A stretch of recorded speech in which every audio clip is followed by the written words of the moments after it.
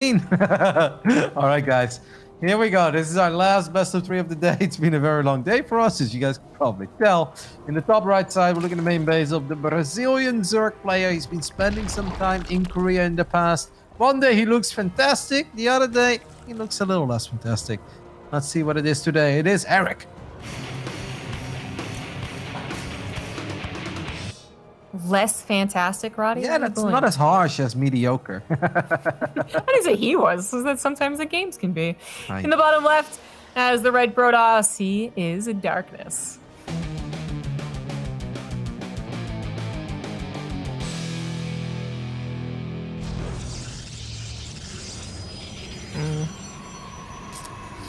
All right. Nothing too weird. Actually, a gateway proxy or a gateway scout. I'm so used to seeing like the most immediate scouts possible over in Europe. It's all about that hatchery blocking in the European scene, but Isenchrome is a pretty big map, so maybe Darkness didn't feel like he wanted to take that risk and then still be late. I really wonder how he's going to play. I feel like I caught a couple of his games last season and was like, oh, you know, this guy actually looks pretty legit. He was playing well. He got very close to getting a couple of upsets done. And ever since a few months ago, his results have only been getting better and better. So I think for Darkness, honestly, he looks at this tournament, he's like, all right, this is my opportunity. I'm going to make it into the playoffs and potentially even get a top 3 finish, which obviously would result in quite a bit of money. I think it's like $1,700 or $1,800 to finish top 3 in this region. So it's a pretty big deal. It's a unique opportunity for these guys because, yes, they are good StarCraft 2 players, but normally it's pretty hard to make almost $2,000 playing StarCraft 2. It's pretty hard. Personally, I've never done it. Same. Well, maybe 10 years and I got we're close. I mean, to be fair, I did have a massive cash the other day of $125 in the European qualifiers. Hey, that was pretty cool. Yeah, especially because I'm actually pretty out of shape. I'm nowhere near as good as I was a while ago, but I guess I don't know, we just kind of picked. It's like, well, I've got 3 EPT points as well. Not sure what to do with them yet. I've been putting them in the bank for now, but I might go a little crazy. I might start spending my EPT points soon. Literally points on the board. Single-digit points, but you know, so it's going to be regular Stargate. I do think, from what I remember from Darkness, watching his, his actual play, is that it is just good old-fashioned, not macro necessarily. I don't want to paint him as like, we're not going to see, I don't think, super late game. But I do feel like, yeah, third Nexus, kind of doing that +1 push, and it's just really well executed. It's not very flashy. It's not that he does anything particularly like, you know, Burrowed Banelings cool type of stuff, but he is just solid good, which kind of feels like sometimes the opposite of what Erik has to show, which is a little bit more in flux. And it's a question, but I know Darkness hasn't really been able to showcase. Okay, Void Ray first. All right, maybe it is going to be a late game PvZ. But yeah, he hasn't really been able to showcase what he can throw because he hasn't made it to the playoffs. But maybe with a Void Ray opener, he can start game 1 off pretty well. Maybe. You know, I gotta say, ooh, that's a pretty quick Lara as well for Erik. 3 minutes and 30 seconds into the game. I gotta say, you're kind of hard to please today, Zombie Grub. You're like, you know, Darkness is cool, but he's not that flashy. He's not like Burrowed Banelings cool. I'm like, how is the poor man supposed to find Burrowed Banelings playing Protoss? Well, honestly, Roddy, I thought about what it was the equivalent of cool for Protoss and Burrowed Banelings. We've got nothing? And I was like, oh my. It stops being cool and more just kind of BS. You know what I'm saying? No. Hey, we've got no Warp Gate builds. Those are very cool, okay? Sure, yeah. Yeah. I'm a little worried about that fast layer, but I don't know, with Evolution Chamber on the way, I guess it's not going to be anything like a Nidus for him. Unless that is a fake Evolution Chamber, which would be kind of cool. Overlord dies the Void Ray, but it's not any more Void Ray. He is actually just taking the opportunity to... Hey, this is a cool fight, though. I think Void Ray Oracle should be able to absolutely win the fight against 2 queens. And what a start. This is already, even though that 1 Oracle is forced to go away. Is there transfused energy available? Almost. And I still like the idea. I've never really seen this interaction. The Neo Void Ray and then an Oracle as follow-up. Unfortunately, he couldn't get the winning fight. Yeah, it is kind of cool. I mean, maybe a Phoenix also could have helped out there, but he did want to just stay on the 2 units and then quick into a 3rd Nexus. Erik's not doing... I mean, he's not making any links, right? So there's actually nothing to stop that 3rd Nexus from coming up. It is going to be +1 missile and some faster overload speed. Faster approach speed than I would have expected. but otherwise just still droning up. Void Ray still looking for some damage, or maybe just trying to be annoying and pick off a creep tumor, but that ain't happening yet. Can we get a feisty stasis trap in the main base? I don't like that move, mate. There is a queen and a spore crawler there. That was not the right moment to activate Pulsar Beam, so unfortunately for Darkness, his Oracle doesn't really get anything done, but this Extractor is in for a beating. Is it? I don't know. Single queens. It's the Void Ray's worst enemy. It's still going to be able to patrol, and it's always nice to have. Like, you can literally just patrol it around your third and stop, like, a couple of roaches from sneaking in. Or later on, if there are Overlord drops, which I guess we're not going to see. Erik not throwing down any Baneling nests, clearly not prioritizing melee upgrades. It is going to be, okay, Spire. All right. There is actually a little mistake happening on the side of Darkness. He only has 2 probes in one of his assimilators in the natural. And I do hope that he picks up on this, because most of the builds are pretty tight and they're pretty streamlined in general. And eventually he's going to be like, what the hell is wrong this game? I just don't have the same gas income as I normally do. As he also ends up losing an Observer, a gas-intensive unit in the center of the map. I wonder what that Spire is for. You think he's going to go Roach Ravager into Mutas then, right? Yeah. I do think that the Mutas will come out maybe a little bit later if Darkness still hits this push, but you know what? No, I think the Mutas can come out right now. I think he could stop making roaches. Double hallucinated Phoenix, very nicely done. It should be able to scout the Spire as it finishes though, so it's still not super comfortable. Well, let's hope they actually do get where they're supposed to be. And Darkness, yep. I mean, didn't really see the completed Spire, but that has to be a Spire because it doesn't really make any sense for it to be anything else. Blink is finishing up. I like the Sim City that Darkness has been working on here on the left side. Man, this boy loves sentries. Jeez, like that's 7 sentries. He drops a couple of force fields and grabs himself 2 roaches and the Ravager as well, so that's not all that bad. And also starts building Phoenixes immediately after realizing that there is a Spire out on the map. It's looking pretty solid for Darkness. This is very solid. Erik slaps down both an Infestation Pit and a Hydralisk Den. Takes a decent fight. I don't think Darkness was anticipating the roaches from the right side, and this is wickedly turning on him. The force fields are supposed to control the area, but he miscalculated how many roaches were actually out on the field. The high ground with the Warp Prism, I think, will be enough to hold, but this is supposed to be a bit of a better push than this. Yeah, he said it's Erik pushing into Darkness. Good micro, at least on the Immortals. He keeps those alive, but the 11 sentries are something that we've had in this game have pretty much all gone down. Maybe he saved one of them. Actually, 7 sentries went down. I thought he had more than that. It felt like there were way more than 7. Not quite. It's unfortunate to lose every single one. And then he also lost some Stalkers, right? Just taking on the Roaches, which I think he also knows. Like, oh god, he's just going to make a bunch of Mutas, which is the plan for Erik. 12 Mutas are out, and whether they help with the main engagement, take out the Warp Prism maybe, or just go across the map, it looks like Erik has taken control of this game. Really unfortunate for Darkness. I mean, hey, if that Observer was still alive, maybe it sees it. If the Oracle, I guess it casts Revelation, maybe it sees the roaches breaking apart, but now it's just 2 Phoenix, maybe a third, against 12 Mutas. Yeah, we do have a cannon in the main middle line, so that could help a little bit, but one of the Phoenixes got picked off immediately. At the same time, Erik is pressuring the third, gets one of the gateways. Did he lose both Phoenixes? Oh my goodness, -2 Phoenix, make it -3 Phoenixes. And now all of a sudden, these Mutas are going to be a little nightmare to deal with, even though that is an excellent blink.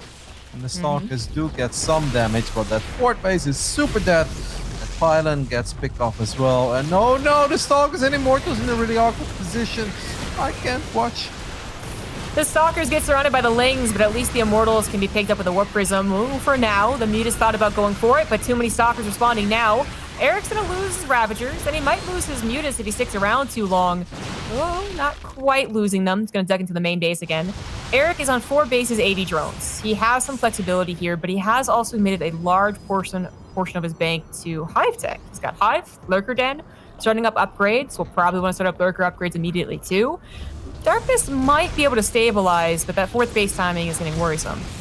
Yep, and obviously the army that he's working with as well, right? It's like, yeah, Blink Stalkers are really cool until your opponents get a whole bunch of Lurkers, especially once they get Adaptive Talons and stuff as well. But even these fights are going pretty damn good for Erik. Erik really doesn't have to take these fights, but he's just loving his game life right now, and he's loving this game. He's gonna lose the majority of his units in the end. He's keeping Darkness on 3 bases, and he's probably quite pleased with that. I think he's pretty happy with that. Plenty of room to go for lurkers. A couple Hydras on the way, gonna be turning into lurkers, maybe even offensively, like on Darkness's side of the map. And Darkness, I don't believe, has gotten a scout in a while because he lost all of his sentries. So no hallucinations and not much else can fly through when mutas are still out. The muted numbers are no longer the problem. Just now what follows us up next is canceled, but it's now an 11-minute Nexus. Really. Currently, we have an update coming in from the B stream as well. Juanito Special has taken out Jim Rising 2-0. I don't think that's too much of a shock. Not necessarily. But Jim Rising has been tricky in the past. Kind of like this region's Bly a little bit. Yeah. So, yeah. I like the Robotics Bay. What's it going to pump out? A Disruptor? Colossus is on the way. And it's going to be a little more dependable, but it's going to take a long time to kill lurkers. Yeah, I actually would have preferred Disruptors here, especially when you're this far behind. I really don't think that Colossus are going to get the job done. Erik is being very adventurous with all of his roaches, and a couple of them, actually most of them, get caught by those Blink Stalkers. The Zerglings didn't really get much done either, but he did pull the army out of position, and that will allow these lurkers to get into this position. And are going to shut down this sport base for probably the 5th time in this game, and this time it's no cancel, it's a straight up kill. Darkness is in serious trouble. He's setting up the flank though. He's going to try to surround the lurker army with stalkers. I don't think this is going to end very well. I don't want to watch.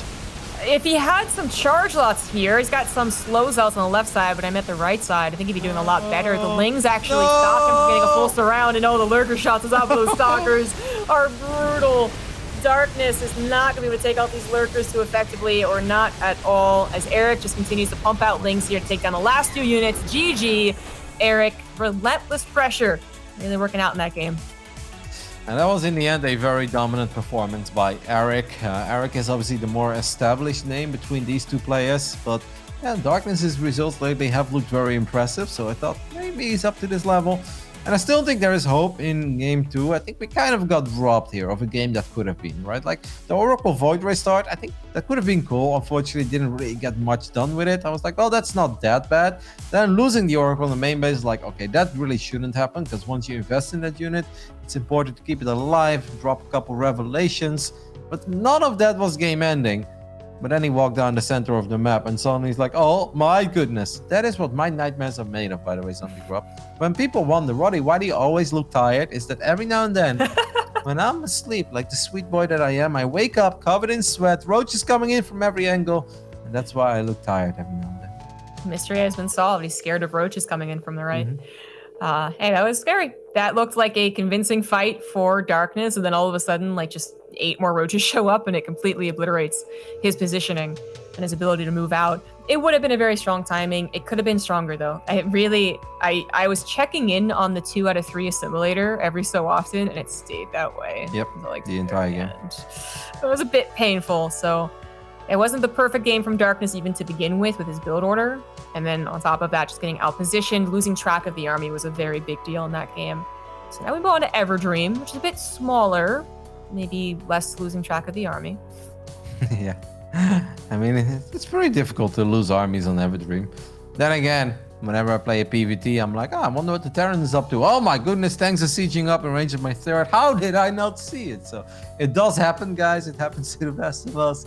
But I think that this is a map where maybe Darkness can just open up with some Resonating Glaives. I feel that even if you tell the Zerg in advance, like, hey, opening up with Resonating Glaives at depths, what are you going to do about it? It's just a very strong build, and that's not easy to deal with. And I'd love to see Darkness do something along those lines, or maybe he's got something special in store for us. Who knows?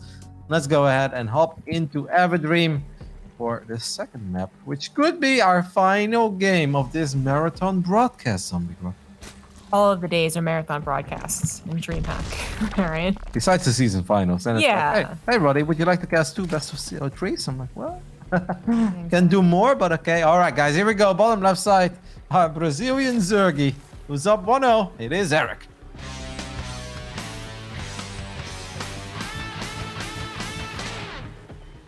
In the top right, as the red Protoss, he is Darkness.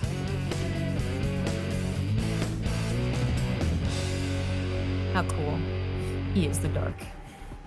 Why is our man Erik opening up with the spawning pool before a hatchery? And why is there a drone lost in the middle of the map? Can we send this drone home, observer? Look at that drone. He's not where he's supposed to be. I didn't even see the drone until you said it, but I saw the gas and no hatch, and I was like, oh, this isn't some, oh, I'm scared of can't rush defense. Now this is shenanigans that aren't cananigans. They're hatchinanigans. That worked. Don't.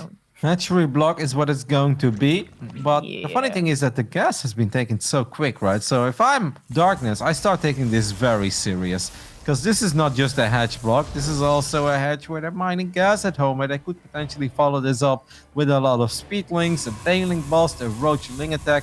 All of these things are possible if you don't take this serious. So I like the way he's dealing with this so far. Double gate, chrono boosting out the Zealot. I like what I'm seeing out of Darkness. Yeah, I mean, he got a really good scout. He sees the gas. He has a probe to see when the lings are actually on the way over. So his Zealot is going to go ahead and close the wall, not try and help out against the hatchery. And another Zealot was a little bit late to the party, but this would require a lot of, I think, mishandling to really lose a ton of damage. Erik does throw down his actual natural, as well as Edith.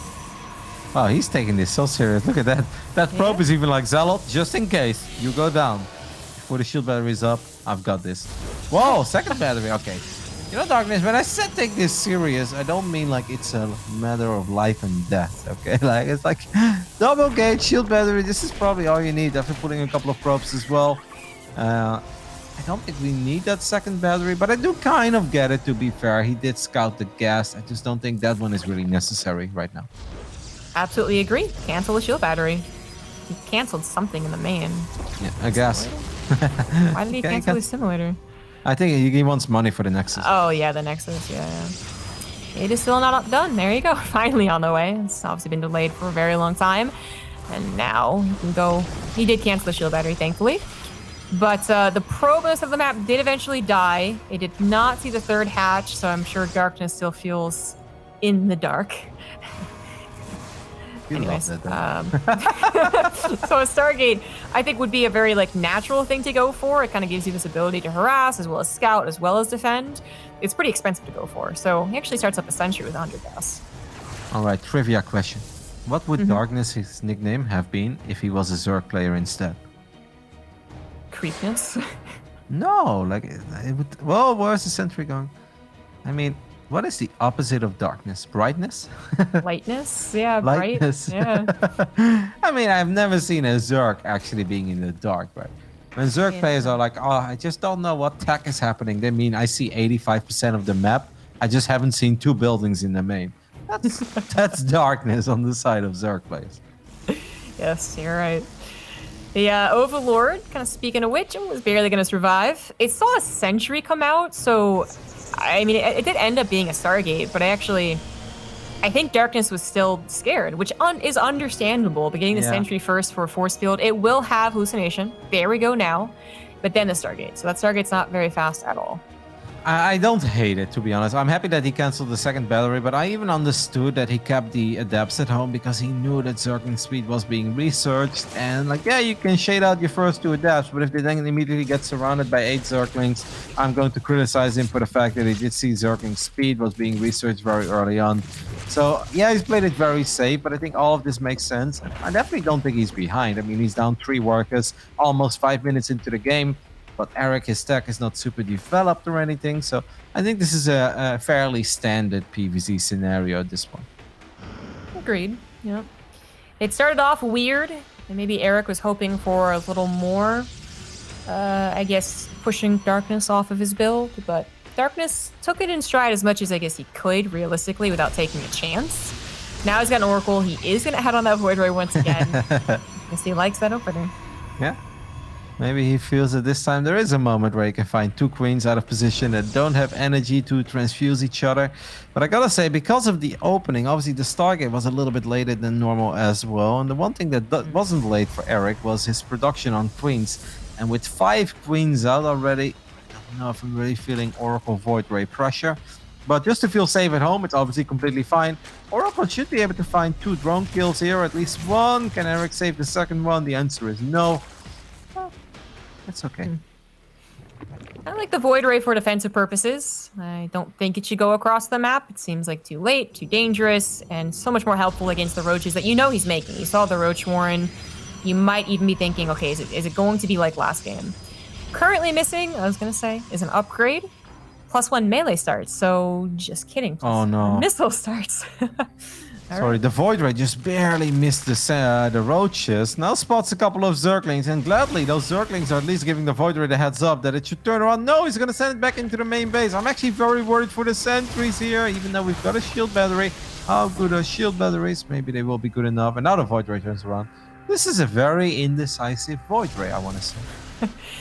It should have seen this. That's very unfortunate for Darkness, but he doesn't die to it, right? That could have been a bit of a surprise. It wasn't really that many units, but Darkness's units were not very powerful, so it could have been a surprise attack that killed 400 gas worth of sentries, which is quite devastating. Instead, not much happens, and Darkness now is maybe going to be a little bit more on point against that. Next step is scouting what's going on. He did think about going for melee first. That definitely was up on that production tab. Yep. But it is into the missile, so now it's, okay, are we going to see a Spire again? Is it just exactly like last game? I wouldn't hate Hydras on this map either. And there we go. Hydraless then goes down. Infestation Pit gets slapped down as well. I think there is some serious potential to just play some Roach Hydra into Lurker, maybe. I mean, we saw Serral bust out the Dropper Lord play earlier today. I don't know if that's an option on Everdream, but there is obviously always a bit of space to work with in the main base. Do you kind of feel like that Infestation Pit directly with the Hydralist Den is like, okay, just shoot right up to those Lurkers. Which I don't hate either. I don't think Darkness... I mean, Darkness is going to move out with +1 and Blink. But as we saw last game, Erik can deal with that without too much of a commitment. An ideal situation anyways. So there is that hive started up. Yep. And Lurkers are excellent against Blink Stalkers and Sentries. If they weren't, Lilba would still be around winning tournaments, but no. That's the reason why he moved to Overwatch, guys. The same build does not work every single game in Legacy of the Void. You probably brought up someone's worst memories, like the biggest little battle fan. It's 5 years later, he's finally forgotten about it. I mean, I was a massive Lil Bao fan too. He was incredibly dominant and so damn good with that build. But then Legacy of the Void came out and he's like, you're telling me I can't go stalk a sentry every game? I'm out of here. It's like, well, I mean, I'm pretty sure you can do more, mate. And he's like, no, I'm done. We'll see him when StarCraft 3 comes out, I'm sure. Hell yeah. The Lurkers are already on the way. Darkness is going to go up to Robotics Bay once more, and I guess it's going to be for Colossus again. Parting kind of showing the strength of this style of play.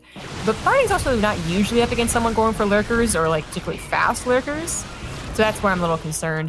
Has Darkness scouted Lurker Den? He didn't, but I think he saw enough to know it was Lurker Den somewhere.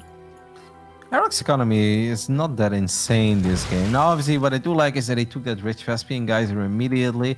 I get really bothered by the fact when people have the base, but then they don't take it.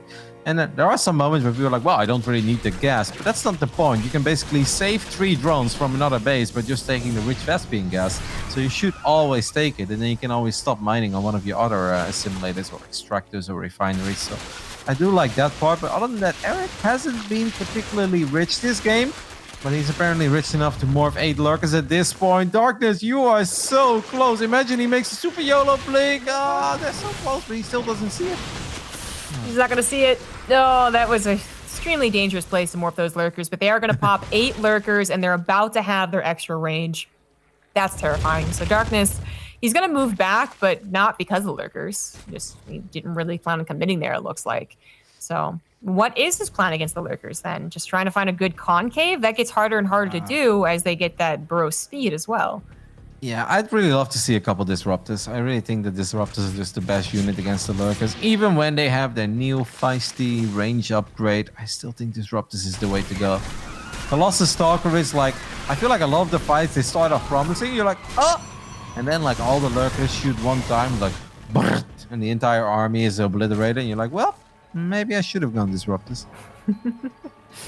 Disruptors were one of the first ways really to take care of Lurkers back when they were first introduced in Legacy of the Void. And they still are very, very helpful. I think more ideal of a situation is that you're in control of the game. You're kind of moving around, using Warp Prism, you got Dark Shrine, and you are catching Lurkers off guard. As soon as the Lurkers are comfortably on your side of the map, forcing you to recall into your own natural choke, Oh my god, the lurkers are... Battery overcharge, please. Battery overcharge. That could be very useful there, as they are soaking up quite a few shots. I mean, for the Stalkers, this ain't a pretty fight, but this fight is just so hectic right now. We've got Stalkers and Immortals in the bottom of the ramp as well.